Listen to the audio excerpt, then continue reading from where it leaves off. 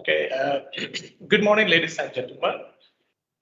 This is the public forum by Control Union Philippines Academy. And Control Union Philippine Academy is the public training arm of Control Union Philippines. And we have been conducting a series of public forums, like today's one will be marking the sixth one of the forum. And today it's an interesting topic, again on organic certification, but this time especially about Philippines, and it's about Philippine National Organic Standard. For those who join for the first time for this forum series, I will tell something about Control Union first. So it was established in Rotterdam, Netherlands in 1920. So in fact, last year, we were celebrating our 100 years of existence. And we are spread all over the globe, and we are supplying our services throughout the supply chain, starting from primary production until the end consumer. And it involves various different services as certifications mainly here in Philippines, but not just that, but also commodity inspections, collateral services, stock management, laboratory analysis services, as well as sustainability services. And for today's forum, we have invited Bureau of Agriculture and Fisheries Standards, and from BAFS, we have two representatives.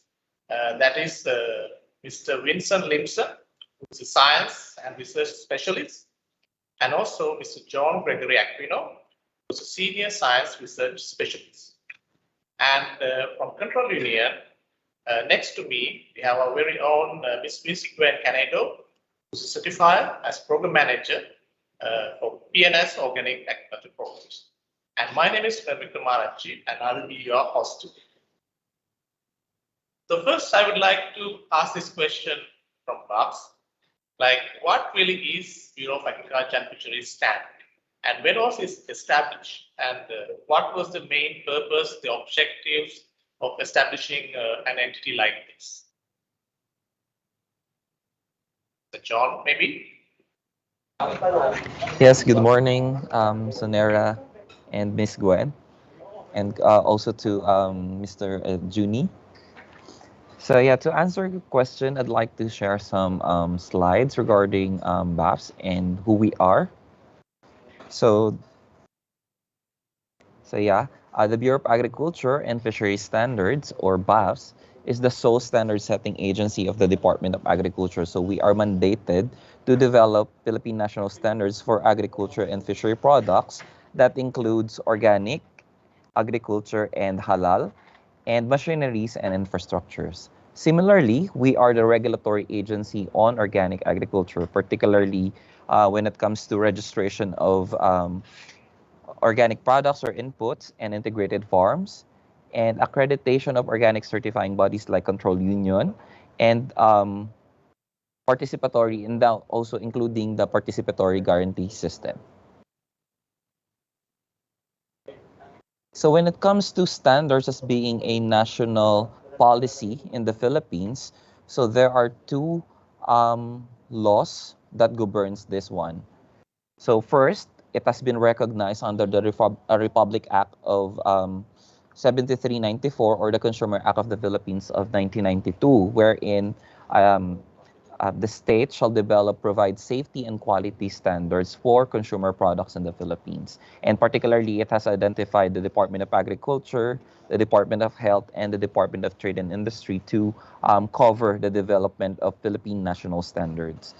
And then it has been strengthened through the Republic Act 8435, or the Agriculture and Fisheries Modernization Act of 1997. So under this law, it has been further emphasized that product standards should promote consumer safety and competitiveness of our Philippine agricultural products.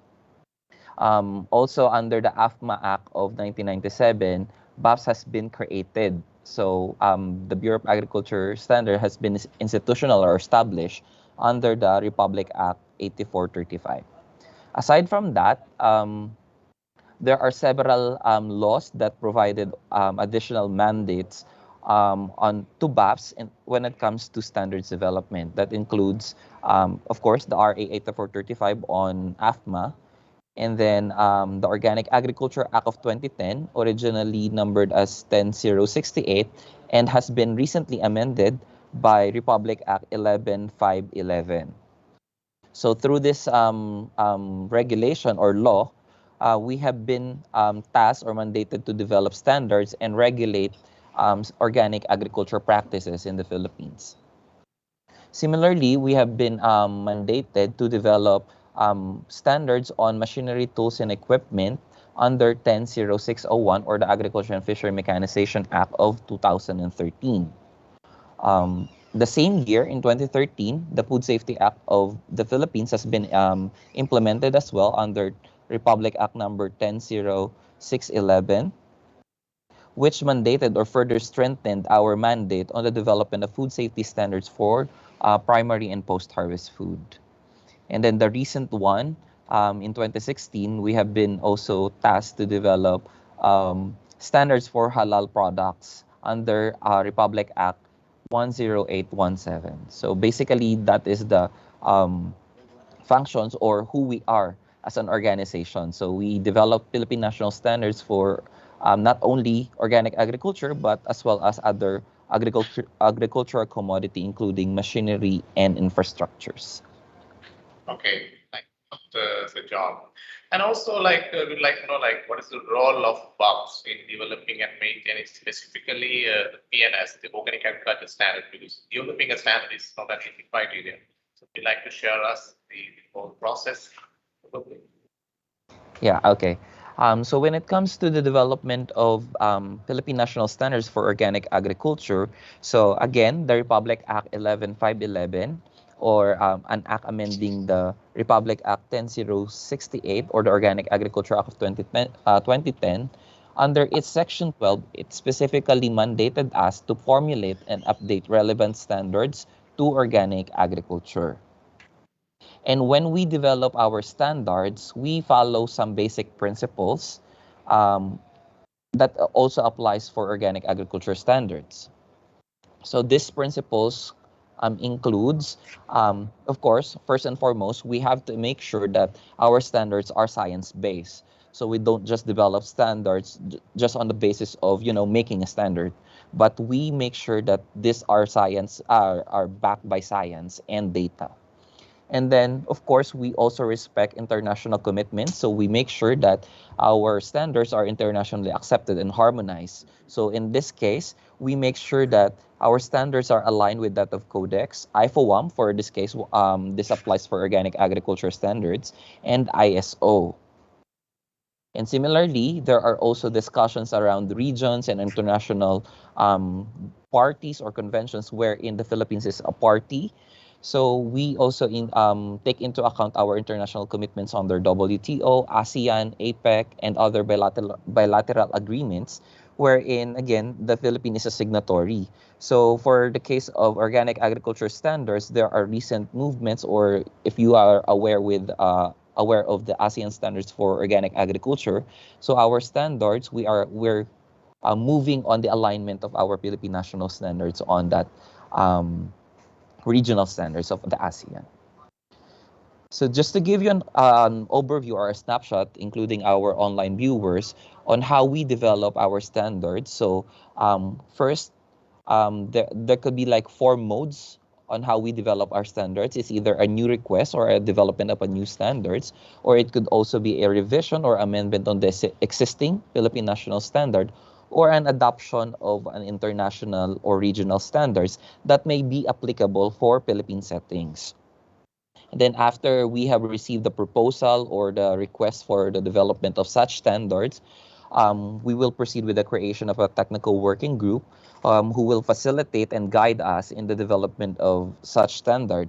And then through the series of working group meetings and consultations, for a particular standard, for example, for organic agriculture standard, then we will proceed with a public circulation or final stakeholders consultation, and that we just recently launched our online commenting system, wherein we provided another avenue wherein our stakeholders can meaningfully participate in our standards development process through an online system. So if you know, I would like to know more about that, you could check our website and our Facebook page as well on how to participate. And then after the circulation process, we will proceed with we will come up, or the working group will come up with the final draft standards that would be endorsed and approved by the Department of Agriculture Secretary, and endorsement to the DTI, or the Department of Trade and Industry, for registration as Philippine National Standard. So basically, that's how a standard go through this process, and that includes for organic agriculture. Okay. So thanks a lot for the very clear explanation, Mr. John. So I think, Gwen, organic certification is not a new thing for us, because we've been doing a lot of international certification marks, like for European, Japanese, US.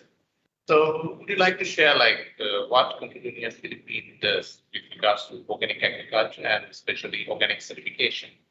Okay, so everyone, good morning and welcome again to our public forum. So with regards to how what CU Philippines does with regards to organic agriculture and certification, well, our office is able to provide services for auditing.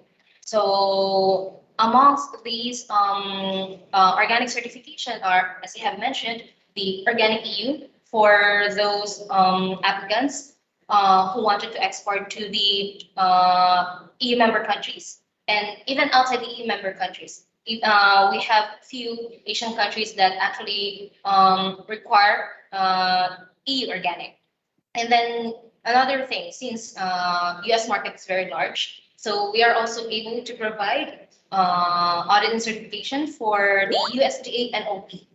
And along with these, we can also provide services with regards to organic jazz for markets going to Japan, and among others. Let's say, for example, buyer needed certification. Let's say for like Naturland, Demeter, Crab, and even for Korea Organic. So, and also just maybe a few weeks ago, we can also provide for China Organic. Yeah, Controlling has a wide range of certification. And of course, CU Philippines, we are accredited to provide the certification for Philippine National Standard on organic agriculture. We have the accreditation. Correct. So I think Contributing Philippines is the only international certification body which is accredited to issue PNS organic certification within Philippines. So what accredited PNS programs Contributing Philippines can offer? Because there are some different sub-programs within PNS. Yes. Would you like to elaborate on that? Okay, so for the accredited scopes of CU Philippines, we do have three. So first is on the crop production, then next is on the processing, and lastly, just recently, for the organic soil amendments. So we can certify products under these three scopes. So for the first two, on the crop production and on the processing, so we could actually provide certification for primary and post-harvest agricultural products, for the unprocessed plant produce, and for the processed plant produce. And for the organic soil amendments, we can certify for the following: for the solid and liquid fertilizers, for the compost and soil conditioners, microbial inoculants, and for organic plants. So everything starts from the farm. So could you please describe, Gwen, what are the main or the basic PNS organic farming requirements? Yes, so correct. Everything should be coming from the start, because we are checking on the supply chain. Everything's coming from the farm. So these are the basic requirements. Unlike EU, which require full farm conversion, PNS can actually be certified for those that have parallel or split production, provided that they observe proper separation And should they opt for a full farm conversion, they would undergo the proper conversion period on with a certain conversion plan. So we can also, should the land is uncontaminated for at least 3 years, they need to provide proofs, say the records for field history, or should the past 3 years really doesn't have any contamination, so they need to provide any proof that this land is indeed uncontaminated. And of course, since we have mentioned conversion period, we can actually reduce it by the means of retrospective consideration.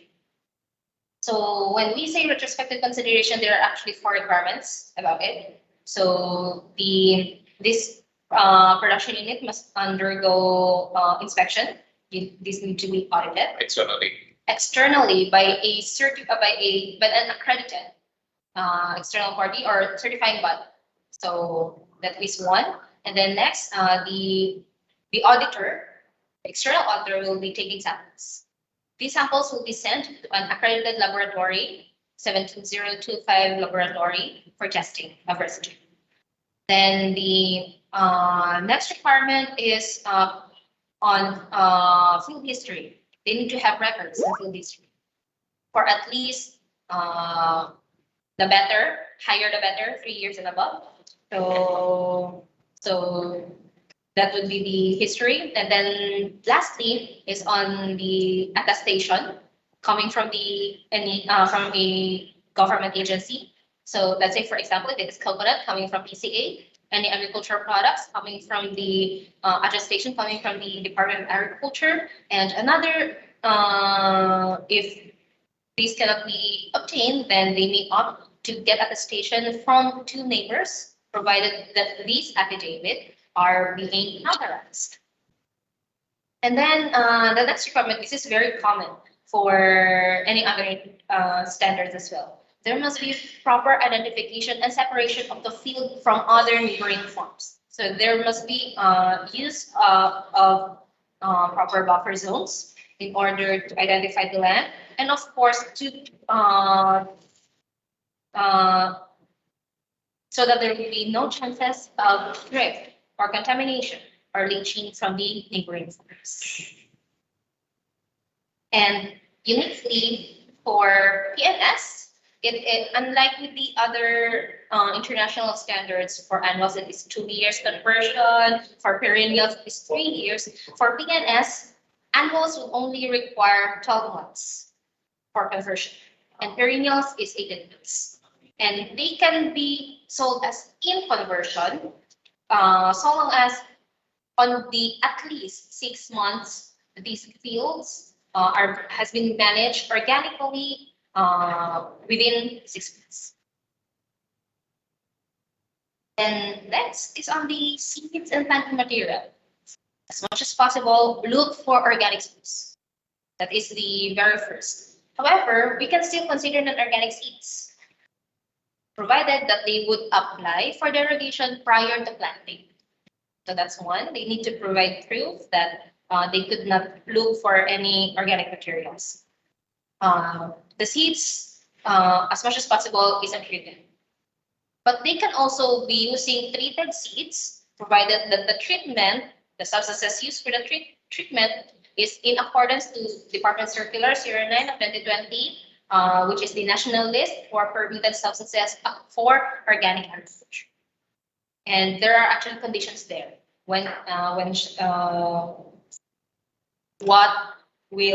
so the conditions must be. So it's publicly available, anyone can access. Yes, it is in our website.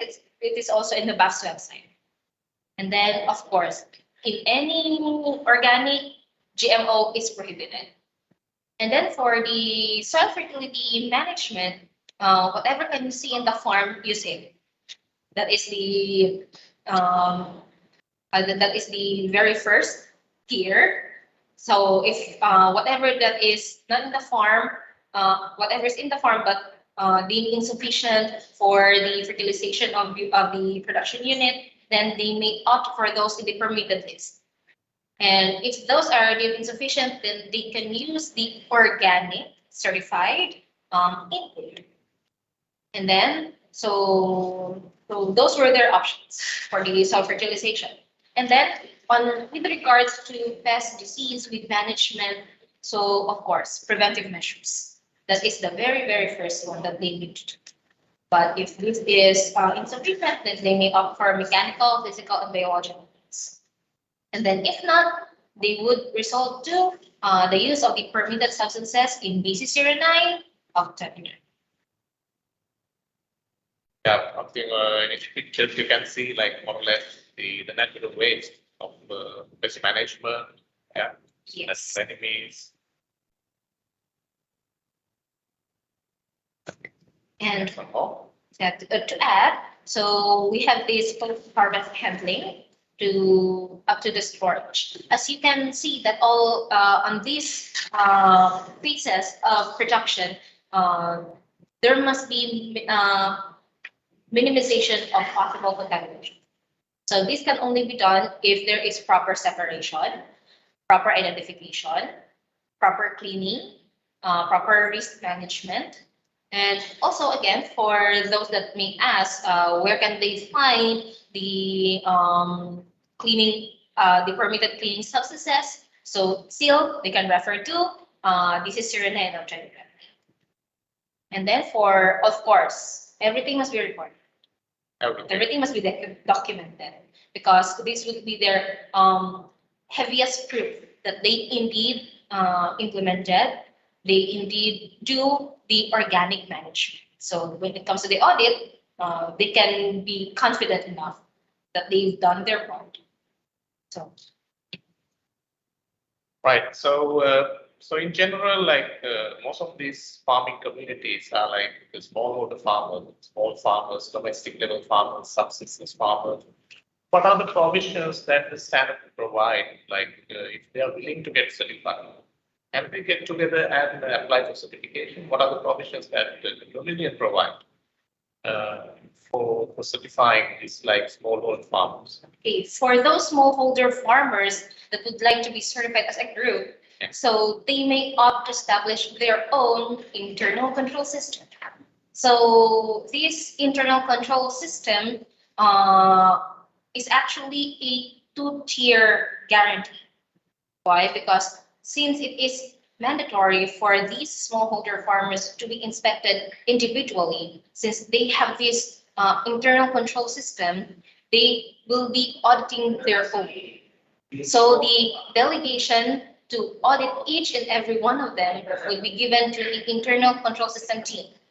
And then from this team, the external body, us, the certification body, would be auditing that team and will be auditing a sample of those that they have audited. So it's like we are auditing those who have audited this set of farmers. And of course, if these smallholder farmers have their own processing or their own offices for their products to be sold in the market, we can also audit those. So, so as we have mentioned earlier, it is a full chain of audit. So there is a guarantee for the consumer that those that they are taking are indeed organic. And then, of course, in order for these to be audited, they must be established legally established. So one is the legality. They need to provide proofs that they are legally established, that say is SEC or the DA registration or CDA. Any proofs, permits that they are indeed established. And when we say farmer group, they must be homogeneous. So they must be geographically, socially, and economically homogeneous. And then for those smallholder farmers, for each group, so there must be a specified farmers list. So for this farmers list, those that are approved, those that are sanctioned, those that undergoing the checking or inspection, and there must be farm maps. Farm maps for the individual and clusters, and also must have those indications with regards to their neighbors. It's part of the risk assessment. The risk to the land. Yes, the risk to the land. And of course, there must be a proper ICS structure, meaning they have the personnel involved for each of their responsibilities and tasks. Because ICS is a team. It is not just a one person. It's a team. And then everything must have a manual. So in the manual, they need to put there the procedures, the forms, and of course, these forms must be used for them to record.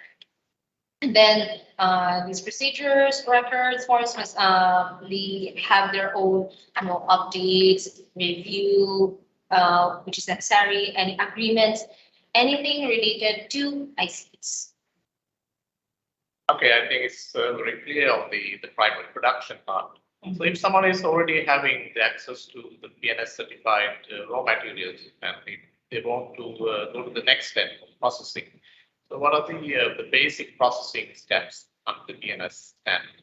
So correct. For those that for the processing, they of course they need to have their suppliers for the organic raw materials. So that is one. It is already mentioned here. For the reception of the organic raw materials, so their suppliers must be able to provide them their suppliers of certificates that they are already certified. And for those materials that they are received, they need to provide documents. So if possible, they have transaction certificates that the ones that they are received are indeed organic. And of course, these materials must be delivered safe. And if they are packaged, they are properly packaged to avoid any source of contamination. And of course, there must be proper indication because as we have mentioned all throughout, the organic must be identified. So as you can see here, the repeating process, the repeating focus for the whole process is on the separation and cleaning, because not everyone is dedicated to organic for processing. Not everyone is dedicated to organic. So should they be processing organic products, there must be proper separation either by space or by time. So, and of course, prior to processing organic, they must observe proper cleaning. And then the permitted cleaning substances, again, it is in DC 09 2020. And to highlight, should they have any doubts that the cleaning agents would be a source of contamination, they may opt for intervening events, let's say for hot flushing, rinsing. So those were some of the intervening events. And then, of course, for the labeling and packaging, there must be the correct use of logo and information, and the packaging materials must be food grade. And for the dispatch and transport, so proper documentation, proper identification, the use of the organic reference. So those were needed for the dispatch and transport. And for, and again, for administration and documentation, as much as possible, keep your records. Because, this would be your proofs for the auditor. So keep your inventory, keep your sales records, financial records, your recipes, the data sheets. So keep all of them, especially for those, especially, of course, with regards to the organic products. So as we were talking earlier, like we recently got the accreditation extension for the organic soil amendments as well. So I think inputs is also an important part of the farming part. So you also explain a bit about this module, like what are the basic requirements? So yes, correct. We recently got our accreditation for the organic soil amendments. So for the basic requirements for having the organic soil amendments, of course, one is the source of your raw materials. The raw materials would be in accordance with the DC-09 sale. So it can be found in the permitted list, or if they, and the best source would be from those of the organic farms. So that would be the best.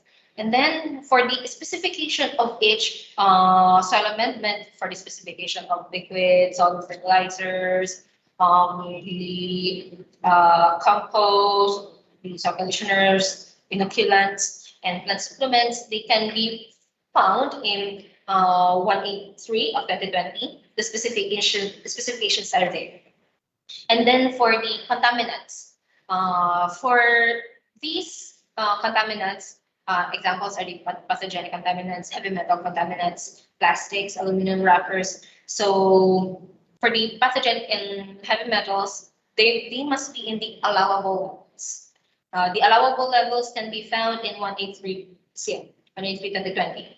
And then for those that can that are visible to the eye, so everything must be removed from the soil amendments.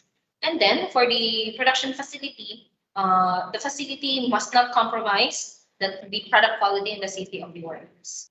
So these must be well ventilated, well cleaned, and then there are no sources of other possible contamination. So those things. And then for the packaging, avoid packaging that would compromise the organic integrity. So they must use new bags, or if these are recycled bags, so long as these bags are not being used previously with prohibited substances, they can use it. And then for the storage, again, proper separation and identification. This must be well ventilated and cleaning must be observed. Oh yes, for soil amendments, strict hygiene must be observed. And then for the waste management plan must be implemented. So there must be proper waste segregation. And for the liquid waste, this should not be disposed in any bodies of water. So always observe the local regulation on the soil, water, air conservation, as well as the waste management.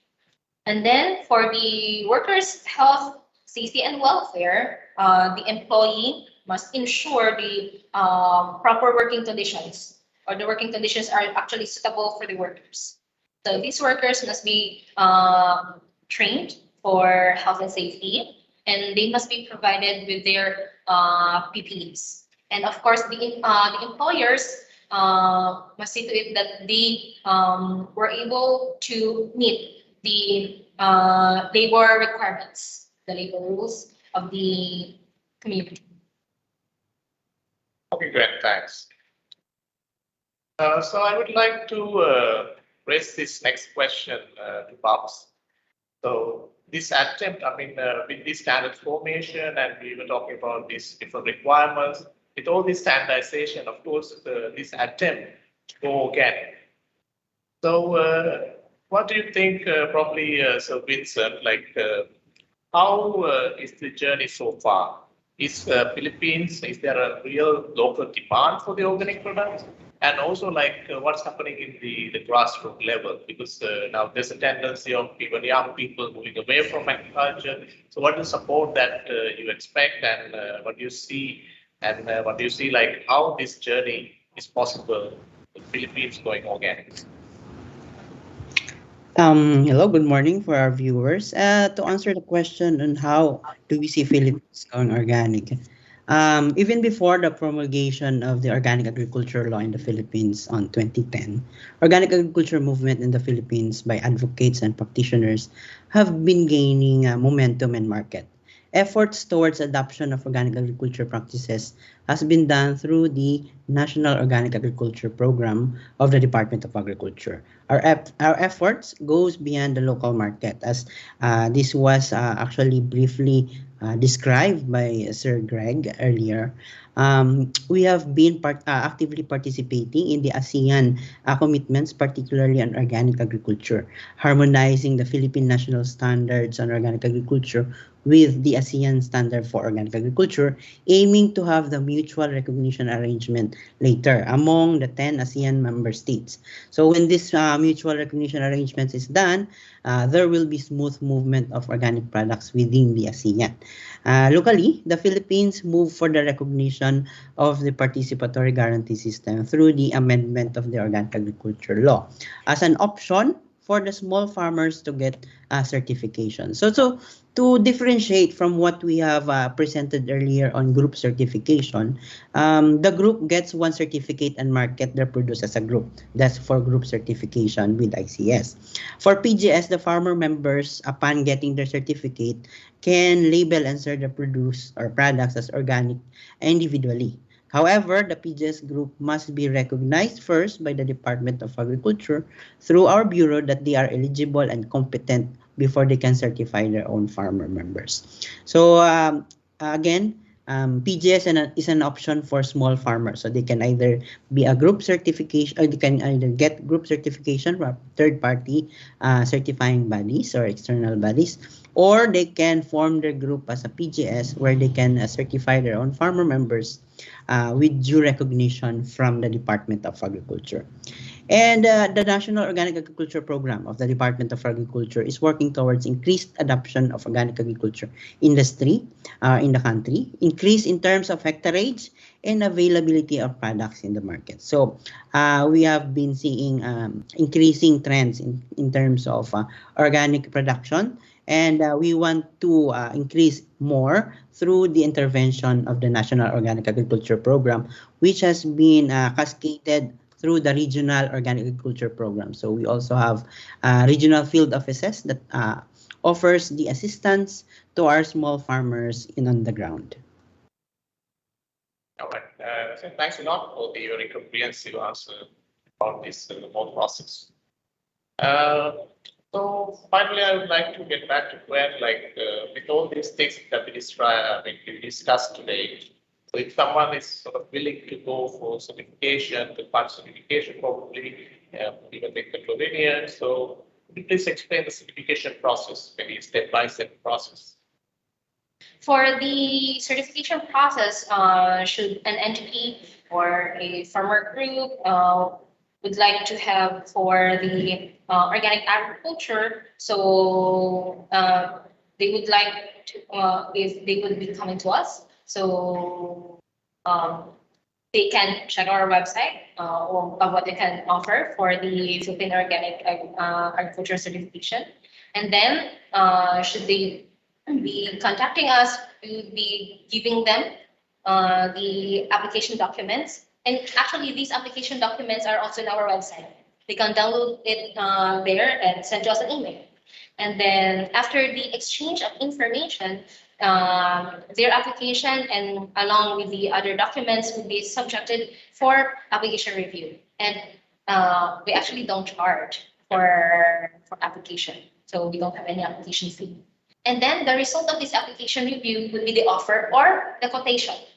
So if the client is good with the quotation that we provided them, so they will be signing it, and that would be the contract.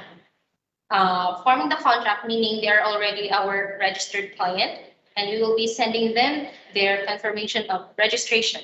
They are registered to us, and then after which we will be invoicing them of the offer fee plus the tax, the required tax. And then after the payment, when we receive the payment, then we will be proceeding with the audit planning.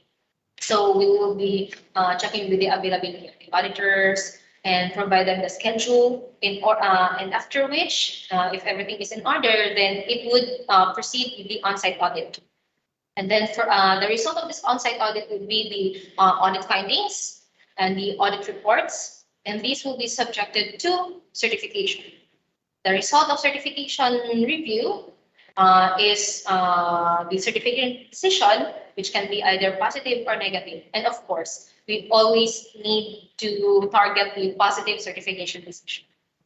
So it is highly appreciated that the applicant is doing the implementation of the minimum requirements of the standard, and then certificate the validity actually if they are if they had the positive certification decision, the validity of the certificate is only 1 year, no extension, and so it is only 1 year validity. And during the course of their of the 1 year, they may we may have this post certification services. So let's say if they opt, this is still optional for having to apply transaction certificates for their products delivered for the products relevant that are those delivered to their buyers, just to attest that what they have delivered is actually organic, and of course, should there be updates with regards to the standards or with our forms, it is published in our website. All right, thanks. So I think with this, we have sort of come to the end of today's session, the technical discussion part. Now is the question and answer session. So if you have any sort of question, any query, any comment, you can put in this live comment, live chat, so that our expert panelists in here. So we try our best to answer, clarify whatever your query is. So far, I see one question from Jerry Antonio. The question is, why is the waste management a general requirement?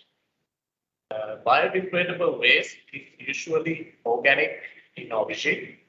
Why can't this be assimilated with RA 9003?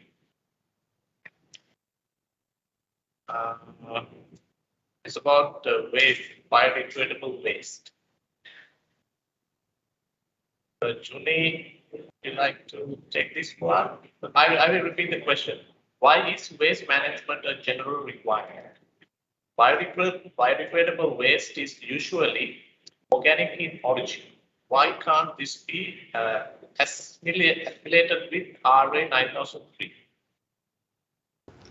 Yes, hello.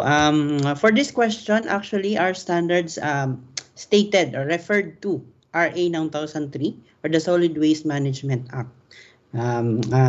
It's part of our requirement when it comes to organic agriculture that you have proper waste management. So it's not just using biodegradable waste as input to your farm, because we have another standard for that, specifically for the organic soil amendment, which stated also in our national list, our Department Circular number 9, series of 2020, where you can use biodegradable waste. But for this instance, waste management must be in accordance with the RA 9003. It's stated in the Philippine National Standard on Organic Agriculture. Okay. Yeah, if you have any questions, you can put in this live chat. You can answer right away.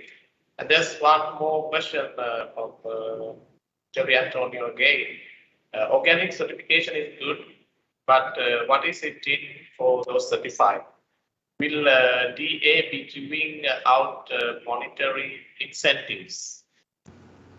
Okay, organic certification in the Philippines is not a privilege but more of an obligation when you produce organic, because we have the Republic Act 10068, which penalizes anybody who claims organic as who claims their product as organic when in fact they have not met the standard. Meeting the standard is attested through the organic certification. But to answer, will DA be giving out monetary incentives?